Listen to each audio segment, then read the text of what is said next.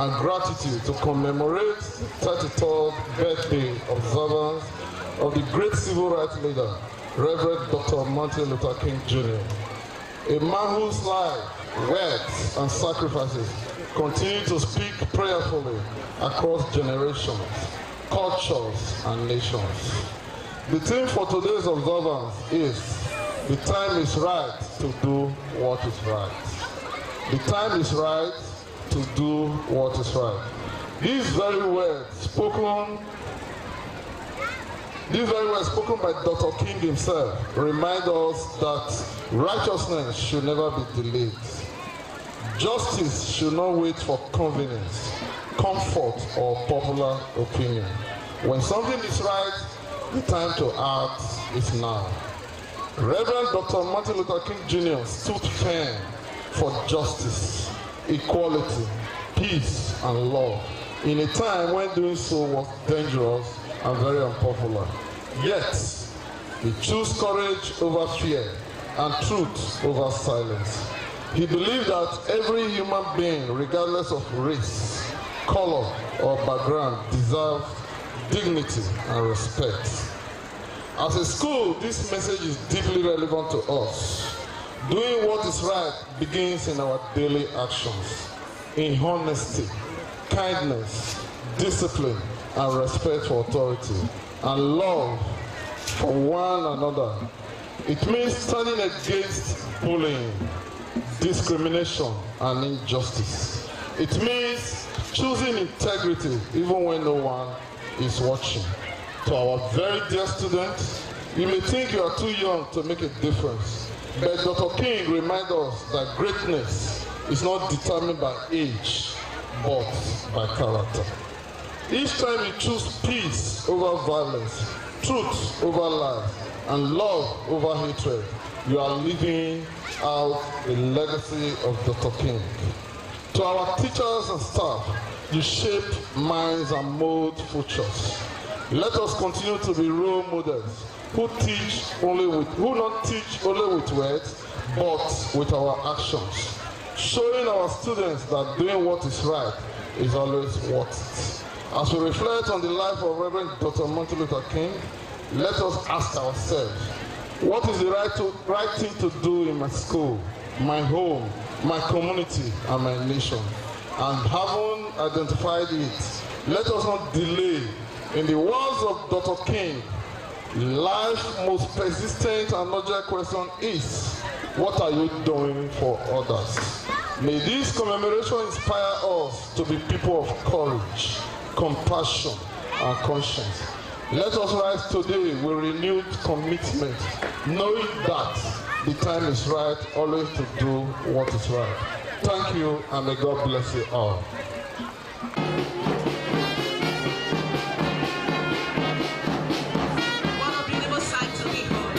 Ladies and gentlemen, please put your hands together for them. Like I said, this is a symbol of freedom, a proclamation of the fact that justice must always reign. That's a salute to the chairman, to our deputy chairman, and to all the distinguished guests on the high table, and to all our esteemed parents.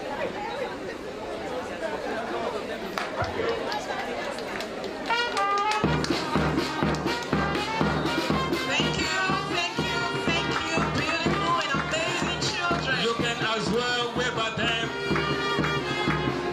Thank you.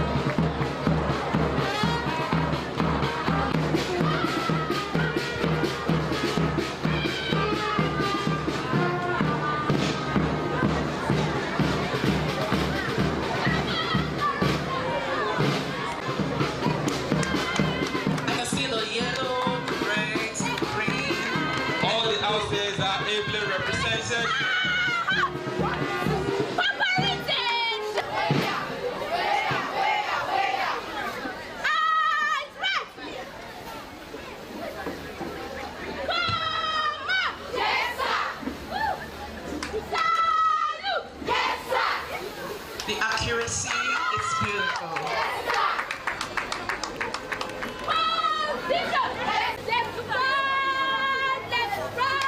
This is beautiful. Oh, well. Ladies and gentlemen, please put your hands together for them.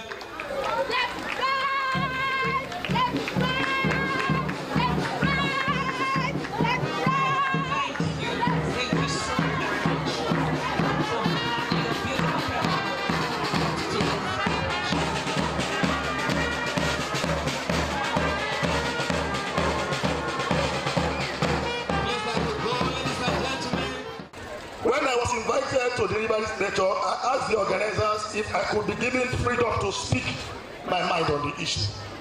I was expressly told I could do so. I thank the organizers for the freedom. I want to exercise that freedom offered me now. I can tell you that if they had told me otherwise, I will not be here today. I come from a community, the academic community, that cherishes freedom, and I must address you with academic and lexical freedom. I pray you enjoy my academic delicacy.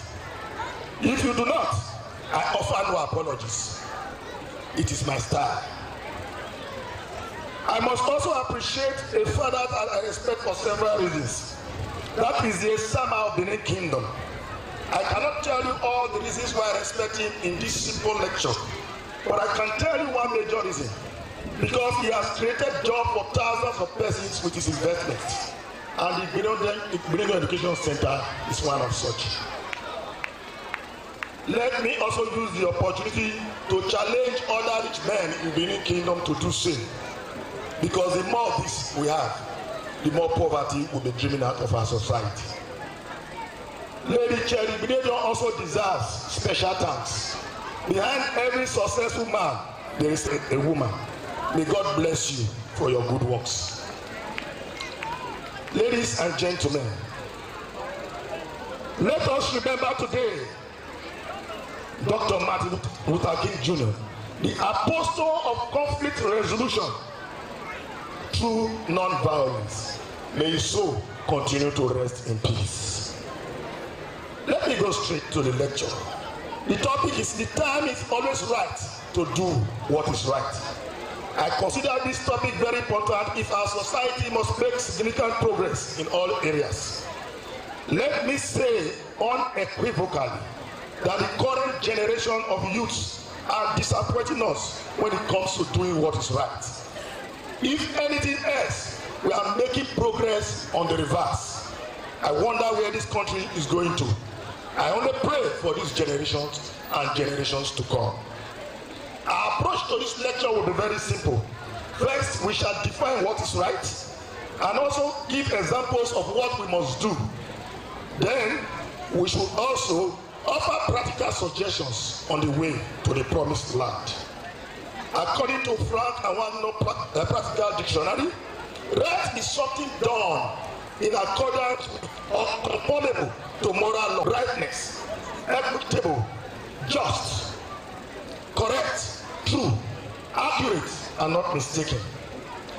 Ladies and gentlemen, and by extension our children here, the lecture affords me the opportunity to discuss with the leaders of tomorrow. The lecture is about you, how you can build your today to be great tomorrow. Your tomorrow starts today. Nations are not built overnight. You cannot succeed overnight. You must plan to succeed. If you fail to plan, then you have planned to fail. Success is about attitude, dedication, and focus. The Bible did not even say you can succeed only by miracle. It says God will bless the works of your hand. I am a practical scholar and a philosopher of reality. Even if you believe in miracles, you must work on your attitude. You cannot reap where you did not sow. I do not know your ambition as children today. However, I do know that you must work towards the realization of that ambition, and that must start today.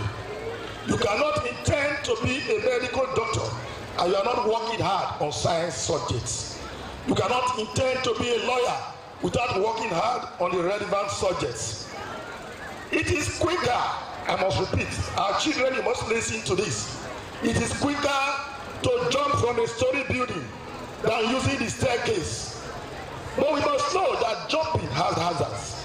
You either die or at best break some parts of your body. I must say that from the information I have gathered about Igbenedion Education Center, the school is known for training children to abide by the high moral values that society requires of them. And I only advise that the institution should continue in this direction. I must also advise our children to take their studies serious. Let me make it clear that if you are serious with your studies, it is in your own interest. I repeat, if you are serious with your studies, it is in your own interest. My father told me this many years ago. I did not know until he died in 1997. Today I'm a professor, and the benefit is for me and my family. My mother also died in 2003. My parents are not here to benefit from my intellectual successes. Your parents will not be there forever. Therefore, your success is majorly for your benefit. If you do not succeed, you will also be the one to suffer. Time is limited. The best time to start doing what is right is now. Procrastination is the father of failure. A journey of 1,000 miles starts with a step. Think out something today. Work hard towards it, and the future will be bright for you. You do not wait for the future. You work the future out today by plan. You do not have to start big. Go and ask every big man today how they started. I'm sure most of them have small beginnings. I'm sure the Esama of Benin is a living example. You can rule your world if you are focused. Know what you want, go for it, and I'm sure you will achieve it. Do not be carried away by the successes of your peers when you do not know their source. Your peers might be involved in negative lifestyle. Do not wait for the right time. You create the time, and the time to start is now. Ladies and gentlemen, let me quickly define what is right. It is important before I go back to Reverend Dr. Martin Luther King's conception of a right society. What is right? I have a simple explanation, and I've told people severally. You do not need the Bible, you do not need the Quran, you do not even need the constitutions of the land to tell you what is right. What is right, your mind will tell you. I will simply say that what is right are all acceptable norms and values of our society. In this direction, my students admonish you to stay away from social vices, stay away from criminal activities, stay away from cultism, armed robbery, arson, examination malpractices, rituals, and other negative things. In fact, this is the right time to stop what is wrong. Like I said, what is right, your mind will tell you. When God created us, He deposited your conscience. It will tell you what is right. You don't need the Bible, you don't need any paper to tell you. Unfortunately, let me quickly say this as a professor of political science. One area in which the political elites and top bureaucrats in Nigeria, their conscience will never tell them that. This is the area of corruption. I think their conscience will never tell them that corruption is wrong. In fact, I've written several papers on corruption. At a stage, I said corruption is caused by poverty. At another, I said it is caused by greed. Well, I got to a third stage, and I said that corruption is caused by wickedness. And I defined corruption caused by wickedness as amassing over and above what you know your generations yet unborn cannot consume. And you are still amassing that way. That is corruption caused by what? Wickedness. But again, as I was driving down this morning, I had a brainwave. I said I should go beyond wickedness. Maybe I should pity our corrupt leaders. I'm beginning to pity them. Maybe it's not their fault. Maybe we should subject most of them to psychiatric examination. That is what I'm thinking. So, well, you are aware that I'm a professor of political science. And so let me quickly advise our political leaders on what to do to avoid violence, because Reverend Dr. Martin Luther King preached against violence. And so this is my suggestion to our politicians. They should engage in regular consultation. There should be an agreement on the grand norms. There should be a give and take philosophy. And they should know that no single person has all knowledge and information. Ladies and gentlemen, I will not be happy if I do not offer practical suggestions to our youths of today. This is because I do not believe in a Yahoo generation. Neither do I believe in a ritual generation. Let me pause to tell you this. I told one of my friends some few days ago, I said, look, it is a risky thing now. It's a big risk in Nigeria to have children. Now, but we must still have children. But I'm telling you, it's a risk. Because if you are not careful, they use you for ritual. And so, each time I have opportunity to interact with men of God, I tell them, this one you are saying, bind and loose, the enemy must die. Start from the house. Put it as a prayer point. May my children not kill me. So I challenge you today, as you go home, in your early morning devotion, say it, let their ears hear it. May these children not kill me, in Jesus' name. First and foremost, we can be self-reliant. The youth needs to tell you can be self-reliant. How do you go about this? Discover your talents. 2, organize your resources. 3, engage yourself meaningfully. And finally, be honest and committed. Do hard job. Finally, let me tell our youths, hard work will never betray you. Consistency will never fail you. Patience will never disappoint you. Discipline will never mislead you. Honesty will never embarrass you. Learning will never harm you. Growth will never stop rewarding you. Focus will never confuse you. Humility will never disgrace you. Determination will never leave you empty. Wisdom will never misguide you. Efforts will never go unnoticed. Integrity will never lose value. Purpose will never misdirect you. Self-control will never weaken you. Time management will never fail you. Truth will never need defending. Ladies and gentlemen, at the risk of being sued by lawyers here, I dare to say, I rest my case. God bless you all. And Edgil presented to do the lay of the week. And the esteemed Director of Administration has just laid that. Thank you so much, Ma.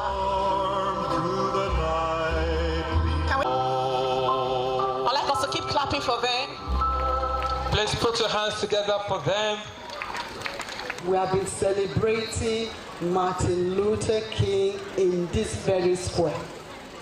Can we just stand up and acknowledge vision and put our hands together and appreciate consistency to vision? Can we stand up and acknowledge this woman, this vision owner? Can we stand up and acknowledge persistence and commitment to vision? Because that is why we are standing here today, doing the right thing at the right time. Can we just put our hands together at once? Our dear Lady Cherry, my mom, we appreciate you. Celebrated for the past 33 years, and it's good that when we engage in any action or any assignment, we have understanding. We stand here today to lay this wreath in observance of Dr. Martin Luther King, being a symbol of the struggle against segregation in the United States of America through the non-violence movement.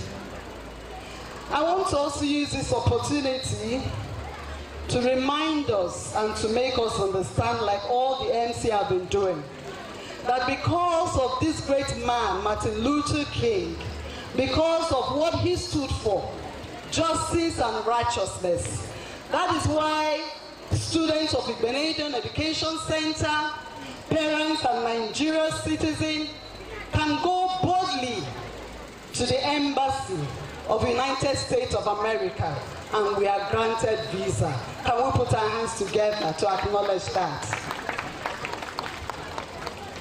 I would like to welcome everyone to observance of Dr. Martin Luther King Jr.'s Day with the theme, Mission Possible, Building Community, Uniting Nations Through Nonviolence. Dr. Martin Luther King Jr. was assassinated on the 4th of April 1968 at Memphis, United States of America. Why? Because of his civil rights activity. At the time, there was segregation against people of color in America. The purpose of observing of Martin Luther King Jr.'s Day is to celebrate the life and the legacy of a man who brought hope and healing to America, particularly the African American. I trust God today that on account of some of our students here too, we will be celebrating something good. As our speaker has said, that your family will celebrate you as you stand true for what is right. Igbenedion Education Center joined the rest of the world today to commemorate the timeless values he taught us through his example of non-violence, courage, truth, justice, compassion, dignity, humility, and service that is so radiantly defined in Dr. King's character and empowers his leadership. I believe that this same trait today we can see in the life of our Deputy Chairman, Lady Cherry Igbenedion, and that is why we are here still celebrating Martin Luther King after 33 years. Can we put our hands together? This observance commemorates the universal unconditional love, forgiveness, and non-violence that drove his revelation spirit. Today, African American can live in society free from segregation, work in freedom, and achieve their personal dream like every other American. This is because one man chose. This is because one man chose. This is because one man chose to be different by leading a non-violent campaign. At the time, it was thought impossible.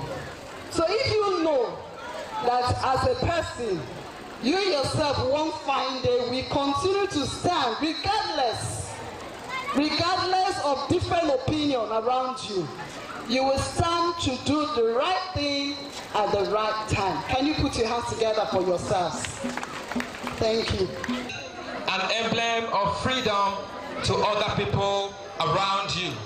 You must not allow yourself to be used negatively or to be an agent of injustice. A famous Black American whose love for his people led to the loss of his life 6 years ago. He fought for peace, love, and justice.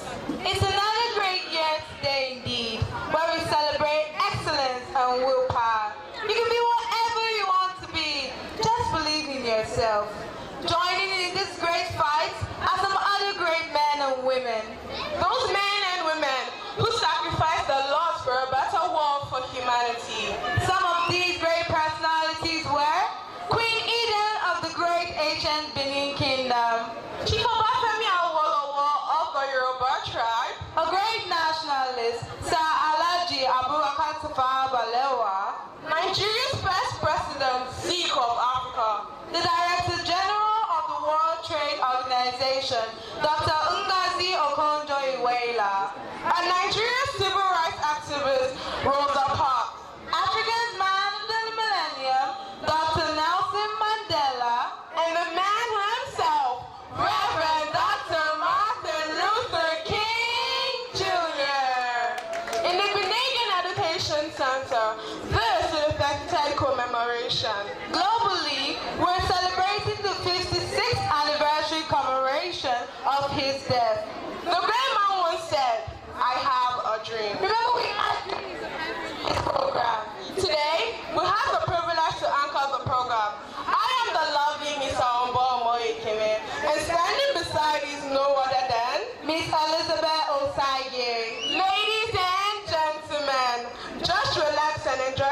theme of today's event, MLK 56. This is the time to do what is right. Ladies and gentlemen, let us welcome these young shining stars, the Montessori pupils. Bringing up to the stage is the Montessori School for their presentation. Please, let's put our hands together for Igbenedium Montessori Primary School. With each other out, we all have name. Peace, love, violence. Kindness is the way. You can change the world. Look around, you're not alone. We are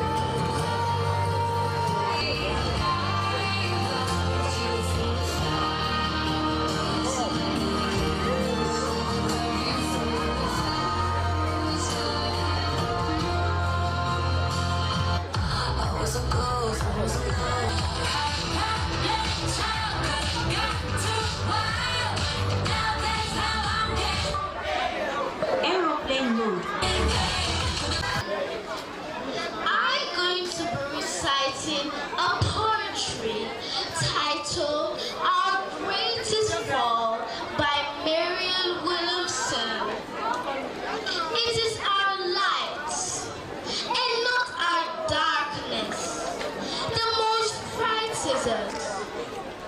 Our deepest fear is not that we're inadequate. Our deepest fear is not that power beyond measure.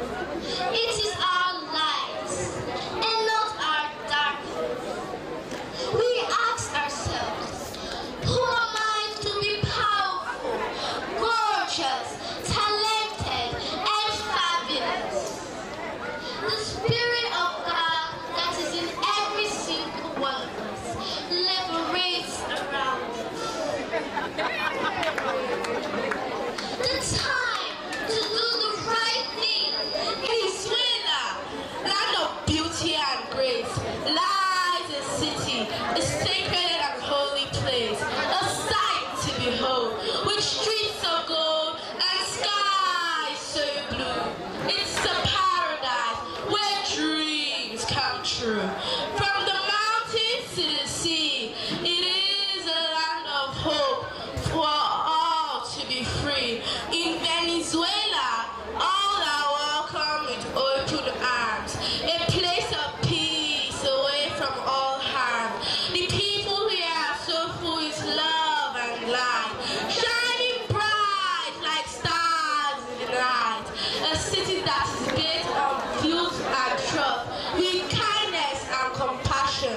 So let us come together and raise our voices, for this city is truly our greatest choice. Venezuela, a haven of love where hope remains. And Duro of Venezuela has been arrested by the U.S. government. The drama you are about to watch was how the Venezuelan president, Nicolas Maduro, was arrested. Before the United States arrested him, they've always been on the watch for that country, since they were initially sanctioned by them.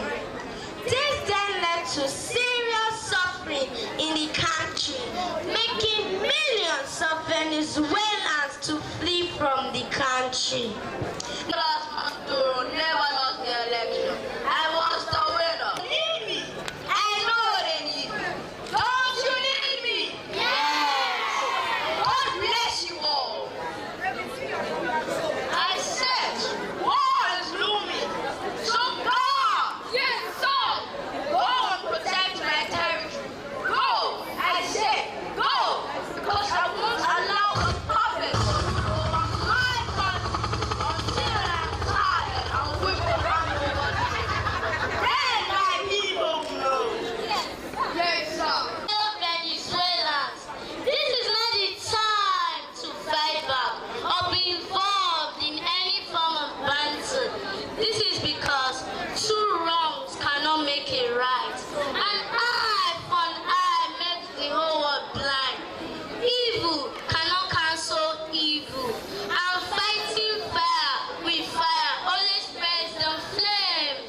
My decision not to react is not because I am timid, neither am I a coward. I decided not to be involved in any form of fight or confrontation because my quest for power does not want the blood of any citizen of my beloved country. Let's bear our hatchets and let God fight for us, because this injustice cannot be sustained.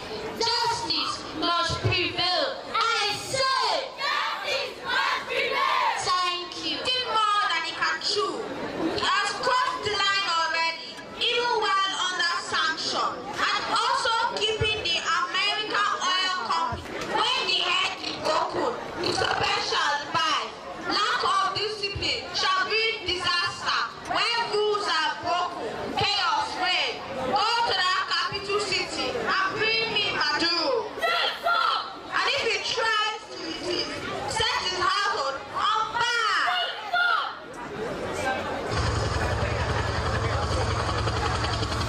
Trafficking. You are coming to the United States of America with us right now.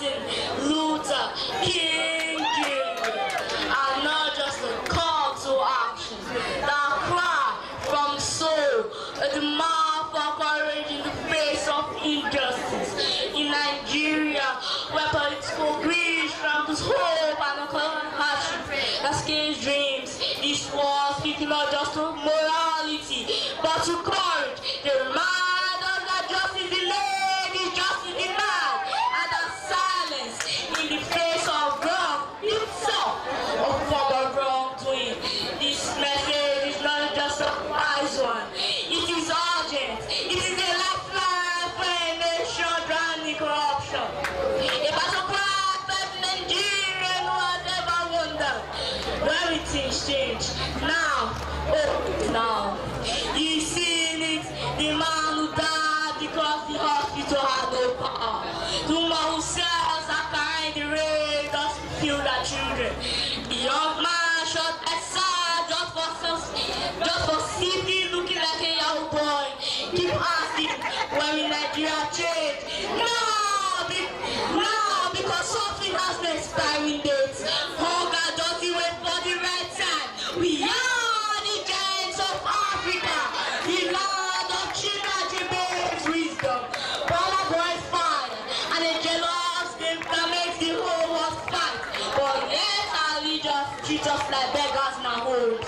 $20 billion stolen from our money, schools without books, hospitals without drugs. One day things will get better, that's us holding our slogan. The time to be more for a better life is now. We deserve more than empty promises. Remember the hashtag enters protesters. They didn't wait for permission. They stood before God, that blood stained the Lekki told them. They chose the time to protest because freedom is never given. It's taking. What will you do? Your friends pray for better leaders. You can pray for a brighter future. But yet there is the hard drinking Gary and dirty water. Tomorrow better day, but tomorrow never comes. Even the Bible says everything has a season, but corruption has no season. Poverty has no calendar. The season for courage is now. The belief say, which means tomorrow is the end, not for tomorrow. Stop waiting, act. I say, act. When the right actions are delayed out of fear or selfish interest, hardship multiplies and trust dies. Every moment you postpone justice, corruption grows bolder. Every moment you delay reform, poverty taxes is green. Every moment you excuse wrongdoing, we think the next generation that integrity does not matter. Doing the right thing in politics requires bravery. Now that the wrongdoing has become normalized, now is the time, not tomorrow, not after the next election, not when the conditions are convenient. Now, because the time is always right to do what is right.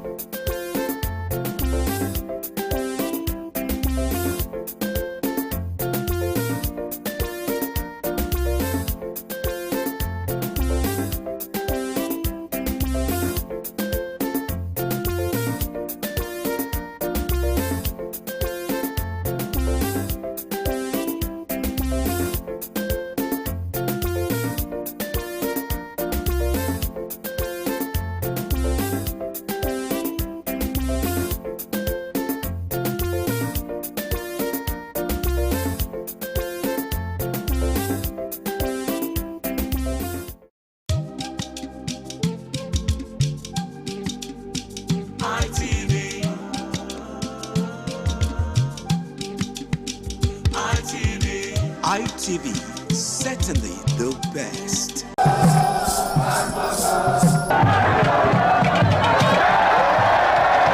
Some days, there comes the Ugemobo Festival, which the Oba celebrates outside the palace gate. A pavilion is built of red cloth where rites are performed to drive away all evil spirits still unsatisfied by the year's sacrifices. The Ugemobo Festival is to commemorate an event in Benin history which dates back to 1504 AD.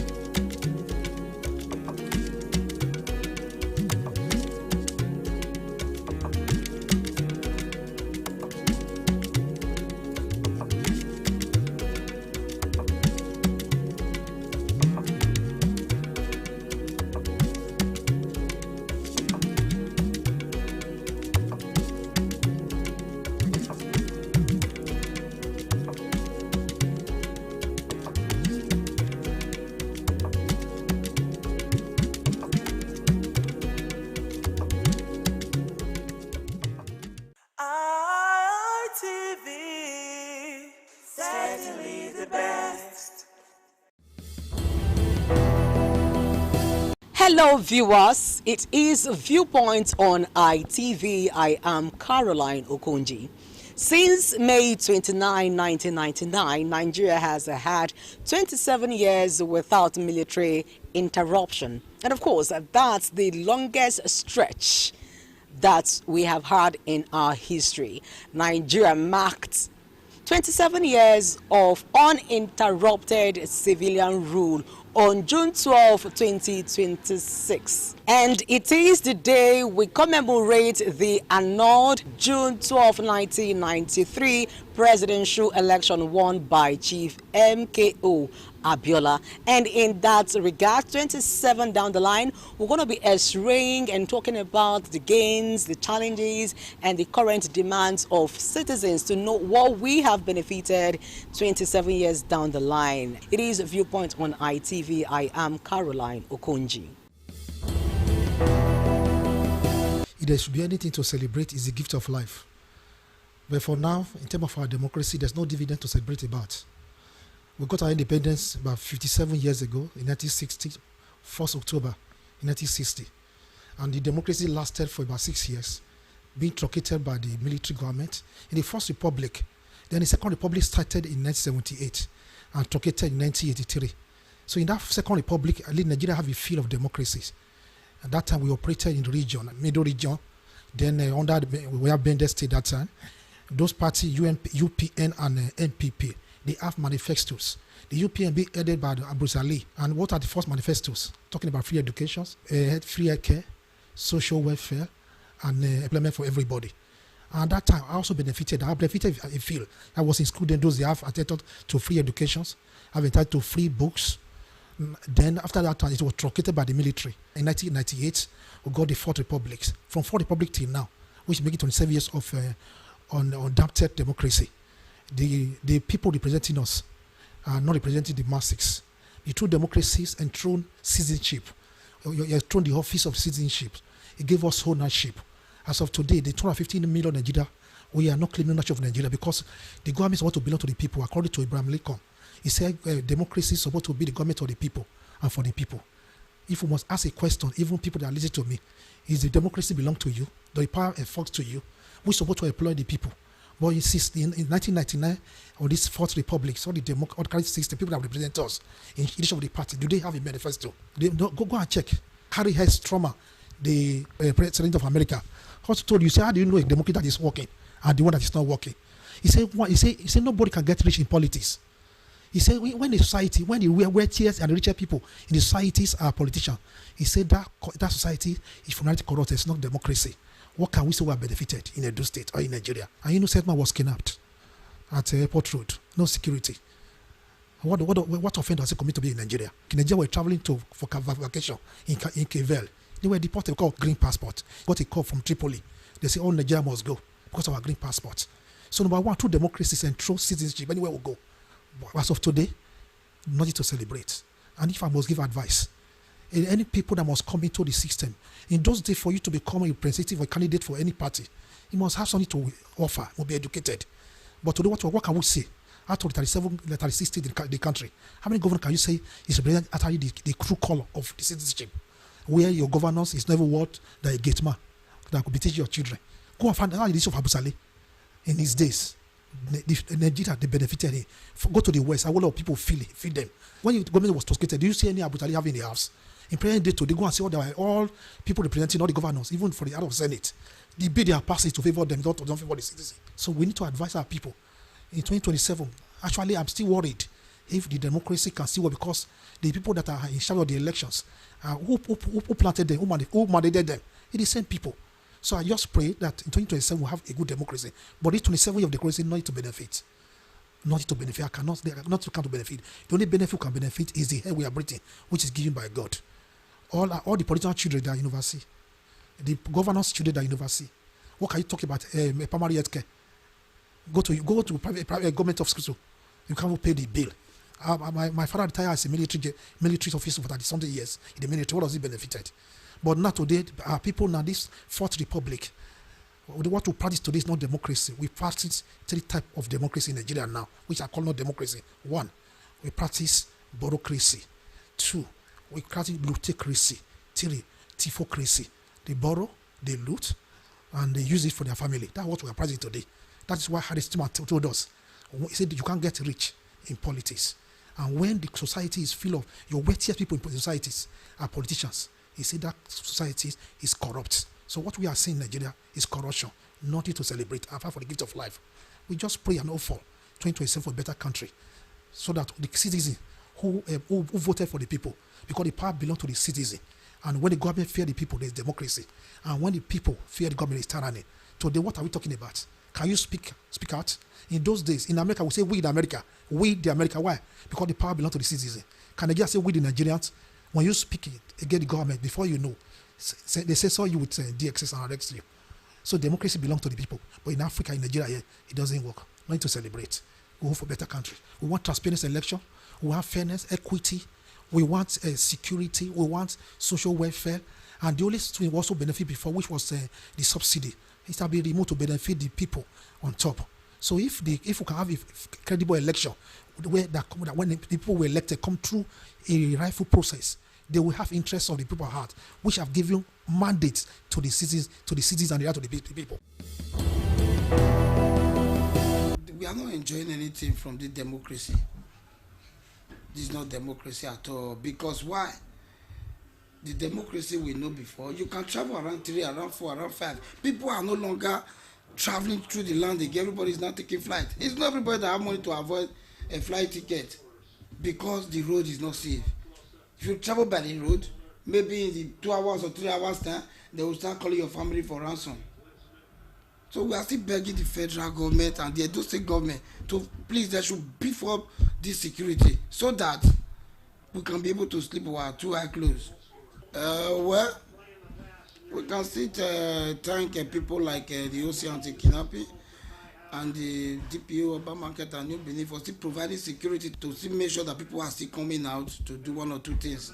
The OC Anti-Kidnapping pinning down somewhere in a black spot to make sure that they can solve most challenges that we are facing this period. At least we are still begging the Edo State government to please to mobilize people like the vigilante and the rest.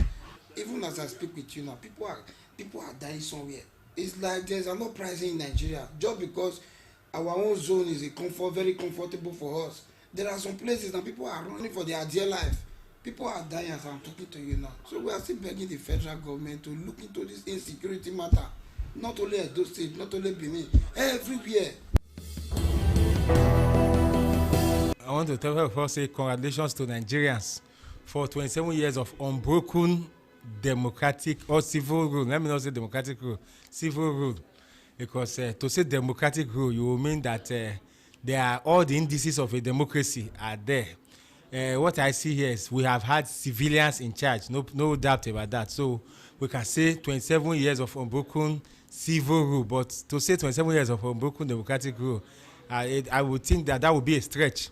A democracy actually entails a government by the people, where the people are the ones in charge and in power. The question is, in the last 27 years, have Nigerians been in power?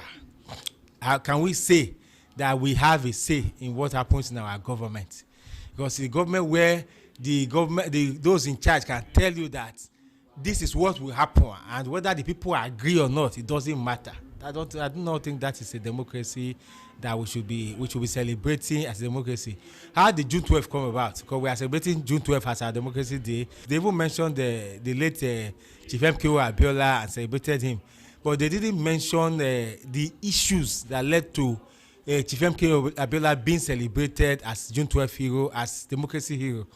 The man is being celebrated because he won a very democratic process of election, a people decided election. He won that election, but the powers that be did not allow him to sit on his seat as the president of the federation, as it were then.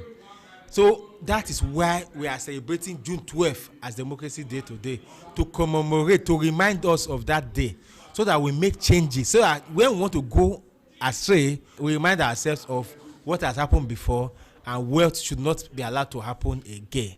Because these days, I see a lot of factors that are repeating June 12th every day. We repeat, every time we want to do election, we do everything to frustrate the will of the people. And exactly what the military did then. We are only calling June 12th and celebrating the MKO Abiola because it was a military government that frustrated the will of the people. What about the civilians that are frustrating the will of the people today? Have we talked about them? Are we dealing with their issues, how they are frustrating the will of people? What about the courts? Are we also looking at how they are interfering with the will of the people? Because if we say the military interfere with the will of the people, that is why we are celebrating June 12th, to say it should not happen again. Have we put in place, machineries in place to say other institutions, other powers, other factors should not also interfere with the will of the people? Because presently you have cases where everybody is saying we voted for Mr. A, but when the court decides, you see even D, it will not even be B or C, you see D sitting there in power. And you need to ask how he got to that stage. You don't know. It's factors that vitiate democracy have interfered with that process. So I think it's high time we look at those factors, correct them, so that people can actually be the source of power, not power being the source of power. Because what we have today is once you win election, you become the source of power. You are the doer and say, oh, you are an emperor. We have emperor kind of system, government where no matter what the people want, it is nothing compared to what the government says. For heaven's sake, if we were running a government, a people-powered government, a people-backed government where people's will actually count, you won't be hearing of trillions of naira missing, and NPC cannot account for it. A senator will speak about it. That senator will be the one that will be vilified. Now, the entire Senate that is supposed to be the conglomerate of the people, the representative of the people, who will leave the issue, which is our missing trillions of naira that has not been accounted for by NNPC. The Senate will now concentrate on who went to say it. How did he say it? He said it in a way that cast doubt that rubbish NNPC. A senator stood up and said, oh, NNPC is a representative of Nigeria. If you say NNPC is a thief, Nigerians are thieves. So that's what the senator was concentrating on. It's not the fact that trillions of naira, monies that is enough to take care of a whole generation of Nigerians, is missing. That's not what is bothering senators. What is bothering the representatives of people who say they are the arm of the democracy, that represent people, because the National Assembly, the legislature, is the arm of the government that represent the people. So if you say you are representing the people, as a representative of the people, would it be your place? Would that be your issue? What you should be worried about? That they talked about you in a defaming manner. They talk about NNPC in a defaming manner. And for heaven's sake, if you steal money, you do not have character to be protected. So this attempt to, don't defame somebody's character. For heaven's sake, if you steal money, you are a thief. If you cannot account for money that is placed in your custody, you should be called a thief, nothing less. That is the truth. If trillions of naira pass through your hand and couldn't get to where it's supposed to get to, for some reason or the other, it has not been accounted for, you are a thief. People should be allowed to say it. Until we get to that stage, we are not in a democracy. There's a place where democracy operates. You look at a person who is ruling and tell him you have not done well. You tell him, the people say you have not done well. That's where we say democracy is actually taking place. But when we have government that the government is the law, is the Lord, whatever they say becomes the law, it's a problem. So it's high time we redirect ourselves. No country has ever sat down to say, oh, let's fold our hands and pray. No country has done it. The way it is done, the government, the public institutions act with facts and figures and their hands, their tools. That's how they make progress. We have security challenges. The Minister of Defense is telling us that, oh, because there's a war, there are so many wars all over the world, we cannot buy weapons. Why, for heaven's sake, after the First and Second World War, every nation went into weapons building, weapons development. That's why you have R&D department in every sector, every nation. How to build your own weapon. You don't hold on to the weapons that you collected from the British in 1950 something and 1960 something. As at this time, you would have improved so much so. We have immediate problems. See, it is a man that has solved today's problem that will live for tomorrow. If you don't solve today's problem, you can't live for tomorrow. Insecurity is expounding every day. It's as if the criminals are learning that, oh, nothing will happen, so let's just take the day. How many people will die in kidnappers' custody before we wake up and say, no, enough? For heaven's sake, I do not see any reason why we still have military men and policemen paid by taxpayers escorting VIPs. It's high time we would have opened up some private security firms that are attached to the military and police. They must be guarded and attached to this national security institution that will have the ability to carry weapons, and they will be well trained, so that those are the ones that will guide VIPs. They should guide VIPs, our courts, our banks. Let them go and guide, so that the police and the military can face their core duty. The citizens are not asking for too much. Give us security. If you give us security, Nigerians are ingenious in themselves. They will fight their own fight. See, Nigerians have started solving the problem of power, even though it is the government that ought to solve the problem of power. The primary problem Nigerians are facing now, which they cannot solve by themselves, the primary problem is insecurity. That one, governments must solve it for us. There are secondary problems like roads, power, health. Those ones come next.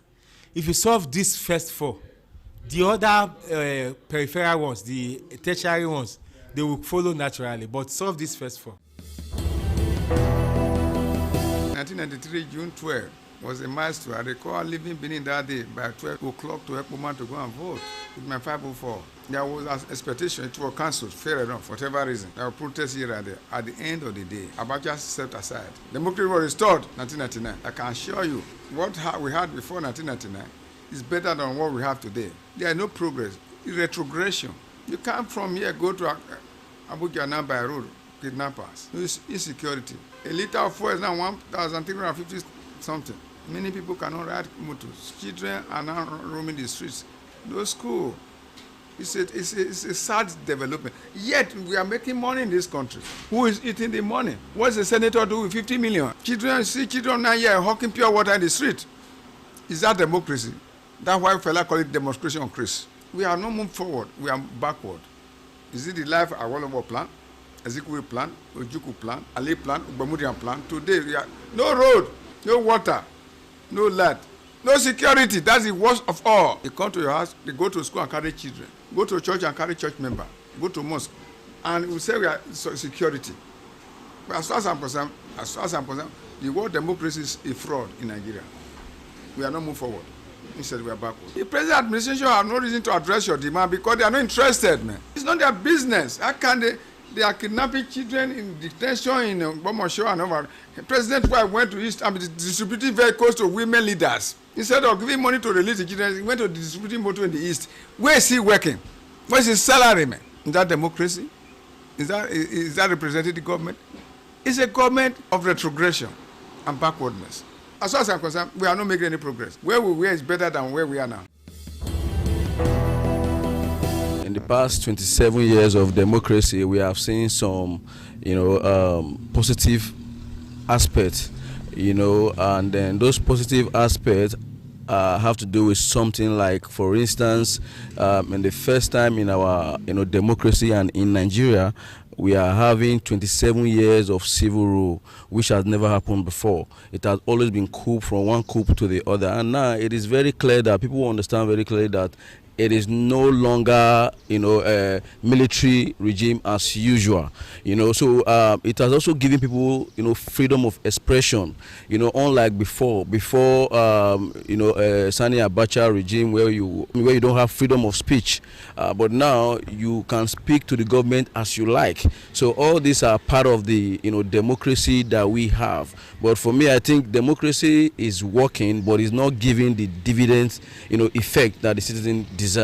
To be sincere, I would say that civilian regime is far better. Yes, we know that there have been so many, disappointment for the citizens, but I can tell you for a fact that if in a society where you do not have freedom of speech, freedom of expression, where you cannot do anything except a decree is made, or when a decree is made you cannot go against it, that is not a society, and we should be living in a more civilized society now. So I believe that civilian rule is far better. Basically, I want to talk about the challenges. I did mention that yes, we have made some good headways in civilian rule, but we have some of this disadvantage that has actually, tried to put the citizens on their nails. For instance, let's look at economy. Economy happens to be the highest of it all because economy has made so many things to go far higher, beyond the common man's reach. If you take a look back in 2023 or 2020 or thereabout, you find that the economy was far better than this, 100%, because as at that time you could get a bag of rice for just 8.5, and now a bag of rice is 60,000, 65,000, 70,000. So you could see that the decay in the economic system is so bad, and that has actually eaten so deep, and it has actually made the citizens not to have that trust, not to have that strength and that belief for the government, because all they've been saying all along is to see that the government is not putting the policies that could affect the poor people, and some of these policies that the government put in place do not really affect the rich. It only affects the poor. So all these things put together are reasons why you will tell that the citizens are feeling very, very bad, and the citizens are really not asking for much. Nigeria is a very, very hard-working country. We all know. If the government is able to provide just few things, like, for instance, road, security, electricity, I'm sure that can go a long way. I mean, you could imagine that for the past 1960 point, we've not been able to get, 24 hours electricity, which is so bad. We don't have road. Insecurity everywhere. Because of this road, it also contributes to insecurity, because if all the roads are good and people can move freely, and you find out that this bandit or whatever they are, they cannot be easily they cannot easily come out, because it will be easy for the security agent to get to them immediately. So all these contribute to some of the the pains that the Nigerian people are feeling, and it's a big disadvantage that I believe that the government should look deep into that. Well, so far so good. We have seen the bad, the good, the ugly, and we are still surviving. We cannot actually say it has not been good, but rather it has not been a bed of roses, because looking at from 1999, we have had change of government from one party to another as well. Authoritatively, I can say that Nigeria has fared better, because the best is still yet to come, because democracy as it stands is still better than military dictatorship rule. Be that as it may, Nigeria, under this present democratic rule, which have lasted for 27 years now and is still counting, I will say that the citizens have enjoyed the dividends of democracy to some extent. Take, for example, from the time of now former President Olusegun Obasanjo, came with the use of mobile phones. And I'm very, very pleased to say that that was a plus to that government. And then, as President Olusegun handed over to Yaradua, of blessed memory, we begin to enjoy the dividend of democracy as it relates to reduction in fuel pump price and what have you. But unfortunately, that regime came to an end by reason of the death of President Yaradua, and Goodluck Billy Jonathan took over.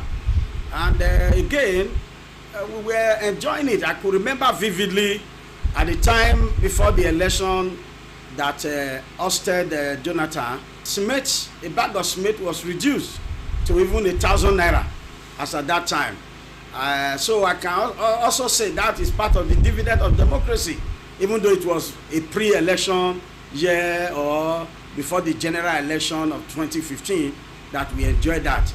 I think it was then the batting was taken over by a new political party headed by President Muhammadu Buhari of blessed memory. Well, I can say from there on, we all know the story. From one turbulent time to another, and then came the insurgency, the banditry, the kidnapping, and what have you. It has not been so palatable.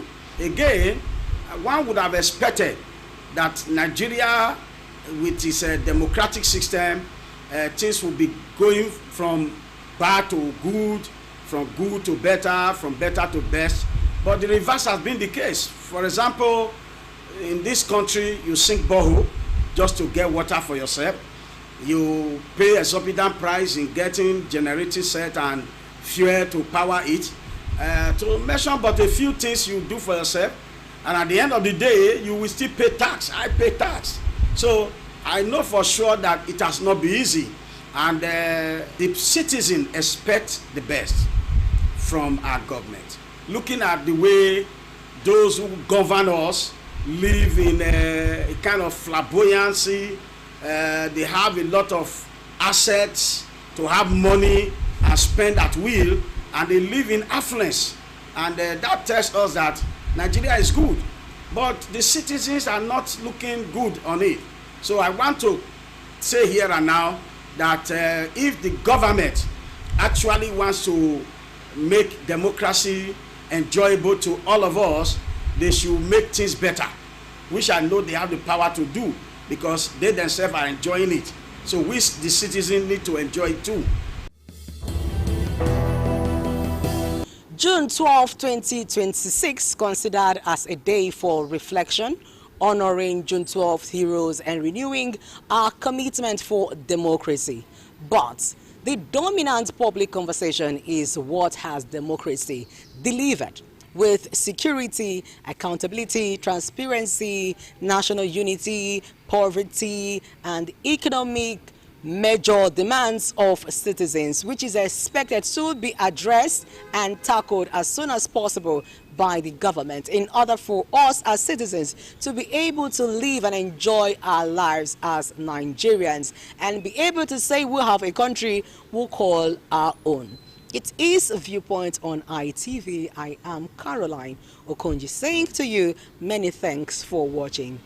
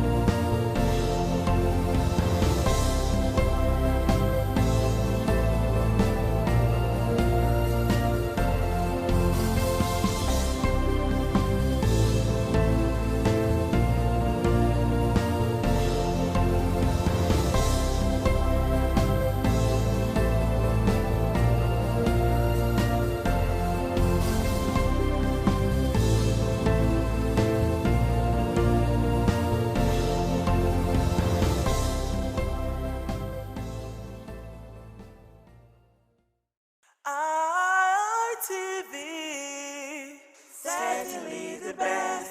For joining us on this week's edition of the program, Icons. Icon is a program designed where we showcase individuals and personalities who have made a mark in their chosen profession. And so you learn from their story to enhance your productivity, your efficiency, your effectiveness, and your output generally. The program was designed to ensure that we give value to life from the experiences of those who are contemporaries, those who have gone ahead of us to achieve so much in the society. And I'm Sonny Duke Okosun, your host on the program. My guest is Chief Henry Iyobosa Legema, the iconic, Legema, I must say. Good to have you on the program. Good to have you on the program. All right, let's look at how the industry has evolved over the years, what used to be in the days of yore, not happening anymore. But if you were to do a comparative analysis between what you used to have then and what we have today in terms of revenue streams, in terms of technology and all of that, what would be your key assessment points? There's been a drastic, I would say, improvement commercially. But there's been a deliberate drag back on professionalism, you know. But for who I am, it is not the monies that we can make that is my drive. My drive is my passion for the craft, you know. So I don't look at what we can make first. But there is no show without the business. That's what show business, isn't it? So comparing then and now, professionally it was better then. Financially it's better today. Now, you know, and people are beginning to realize that the act is not for dropouts or for, you know, they never do wells, you know, and I think we are beginning to get our opportunities when necessary and when it's important. How is the industry responding to technology, particularly streaming platforms, and then some of the latest innovations in terms of equipment quality and all of that? If you don't embrace it, you die. You know, so it's our oxygen. You know, that's what we have. That's why it was quickly embraced, and we're all, you know, actualizing, you know, the new things we're learning. You know, there are SEMP, for instance, organizing the relevance of AI to filmmaking, and AGN has done something like that. You know, all the kids they're doing, they're, you know, integrating and reorientating our people in the new terms for the craft. You know. So who would you say are your greatest motivators, your mentors in the industry, people you looked forward to both locally and on the international stage? I don't have anybody internationally. Is there a reason for that? I'm a complete Benin man, my brother. I'm 101% Benin man, and my craft is my craft, not Oyibo craft. If you see my style, my craft is not tainted by any influence, especially Oyibo influence. You know. I am first of all a Nigerian, and I try to, if I can't tell my story by myself, who will tell it for me? You know. So as for people I've looked at, my role models, so to speak, the first one will be Akin Kiru, late Akin Kiru, Yoruba man whose mother was Obamedu, one of the finest actors I have ever seen in my life. He was in that great Lambodo. Was one of the artists here who represented our state in the team for, and I was in that same production, but as a page boy in 1977. Wow. You know, Akin Kiru was one of the greatest actors Nigeria ever saw. Then of course Sam Loco, you know, and Ojeben, Cleophas Elegon, Amiwo's father in Port of Life. Okay. Those were thespians, my brother. They ate, drank, lived, slept drama. You know, even Felix Oge, Kasma Suleiman, you know. Then in the nowadays, RMD, my contemporary, another fine actor, was here in Benin. My small cousin, Pedro Baseki, was an inspiration. You know, he was the first person who made me play a clown, a village jester in The Prince. Somebody was the prince. And it was the first time I was playing that kind of role. I never believed I could carry it. You know.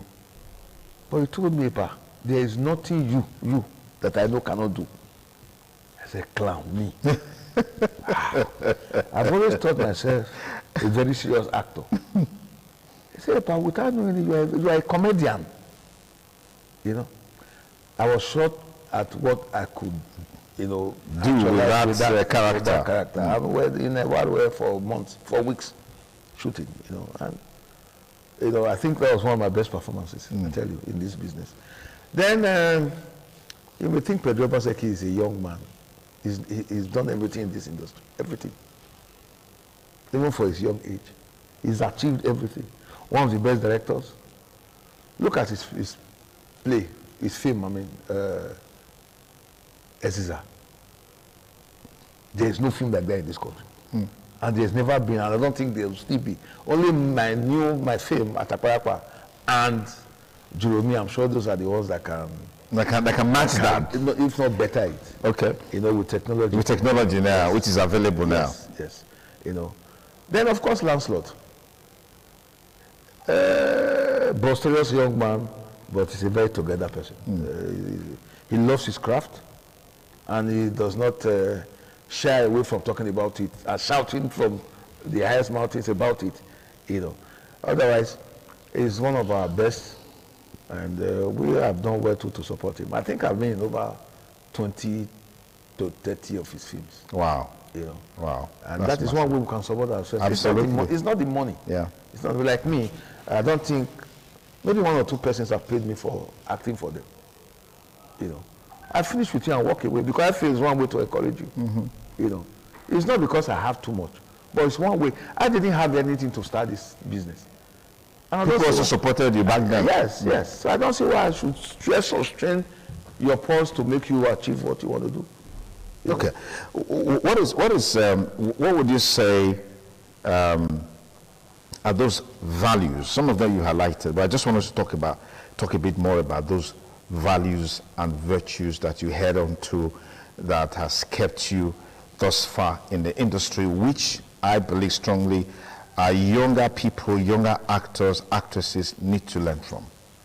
First thing first is know who you are and believe in you. That's one. It's like the foundation. Know the talent you have.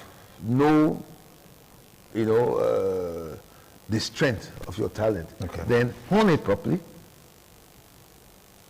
Because it's you. There shouldn't be shortcuts or cutting corners to it. You must go through the mill. That's the only way you can actually be, you know, when they say wet your whistle, that's the only way you can actually clean your pipe. Or like cleaning your lungs for fresh and clean breath, you know. Then 2, you must be dedicated to the craft. Otherwise it will leave you. It's like a guitarist who leaves his guitar for 1 month. The guitar craft will leave you. To start again, you will start to learn all over again. That's how the art is.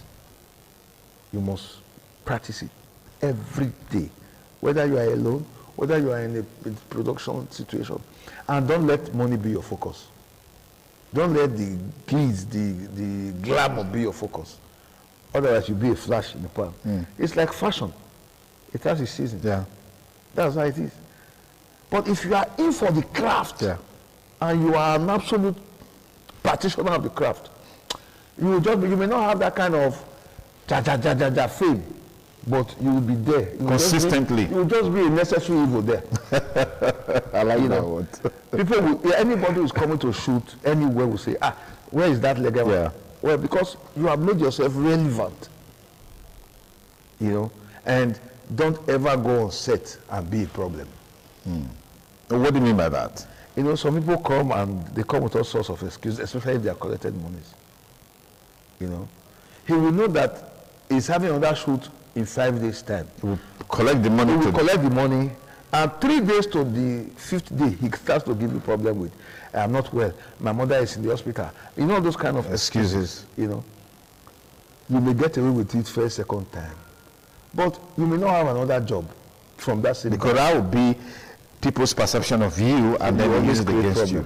So we try, you know, we follow that, our slogan that says the show must go on. Go on. You know, so whatever. I pulled a tooth. I pulled a tooth to go on the set. Wow. I was on set when my immediate elder brother died. I finished. I didn't talk. That's commitment, dedication to the contract, to the craft, just like you said. You know, and the minute you can have that dedication to the craft, the sky will just be your threshold. Okay. As we round up now quickly, what should we expect from you? What do you have? Yes, in the pipeline. What are you doing? Do you still act? Do you still shoot? Do you still produce? Do you still direct? And when you look back, how many movies would you give credit to as your personal production? Whoa. Movies. Maybe like my personal movies. Maybe like 47, 48. Wow, that's huge.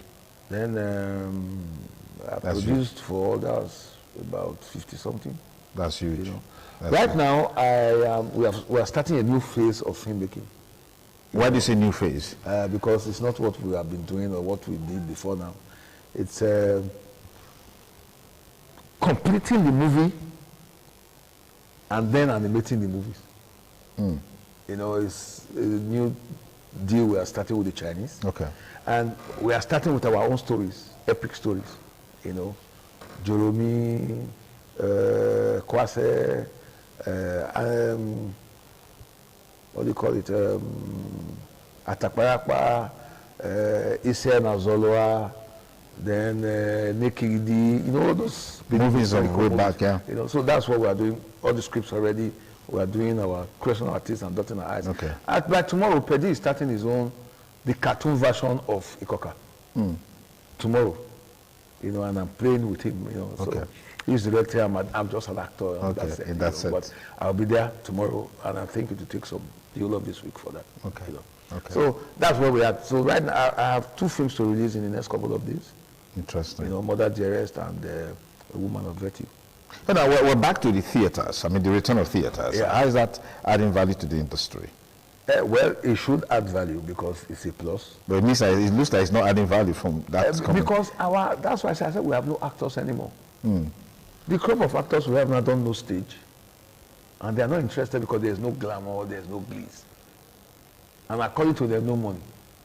You know, so glamour, glitz, fashion, and money is their push. Okay.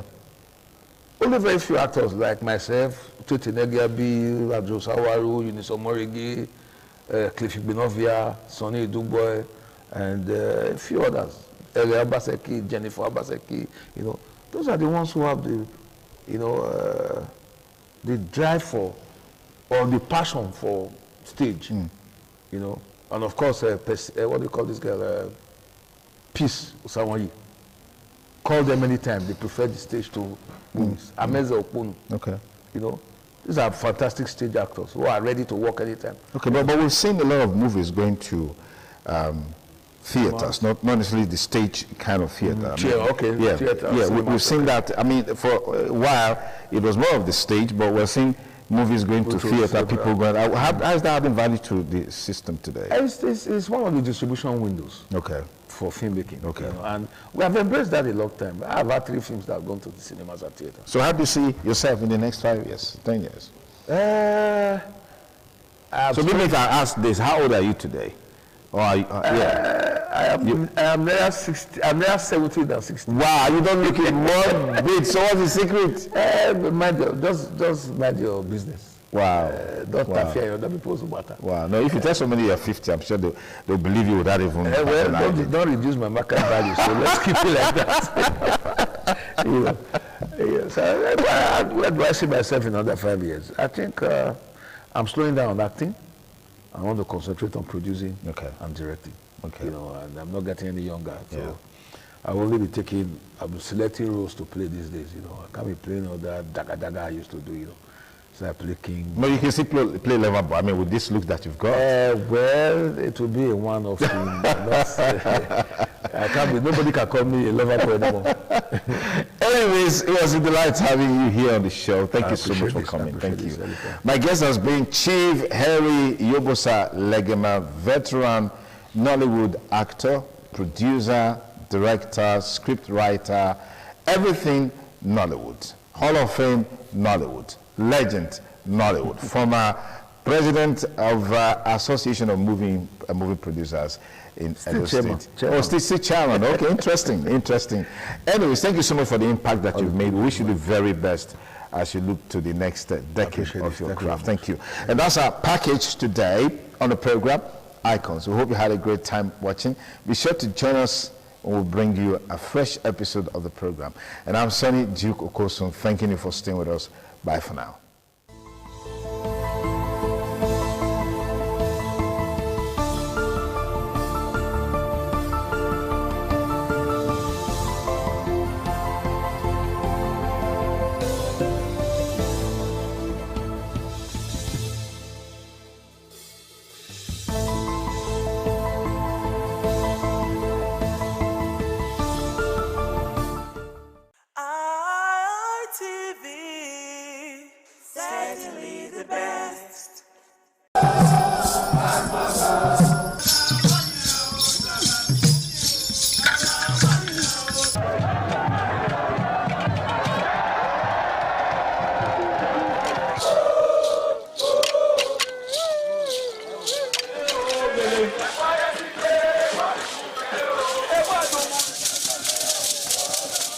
This is Aqua Game, a popular game in Africa played by our ancestors to entertain themselves after each day of farming.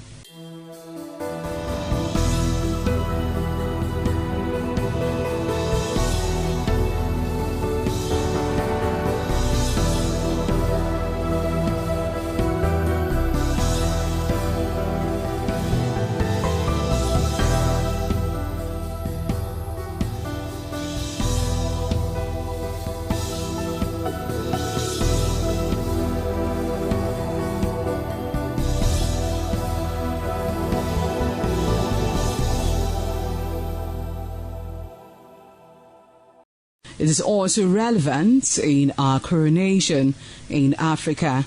It is a sport and indeed very interesting, as every seed had a role in the game.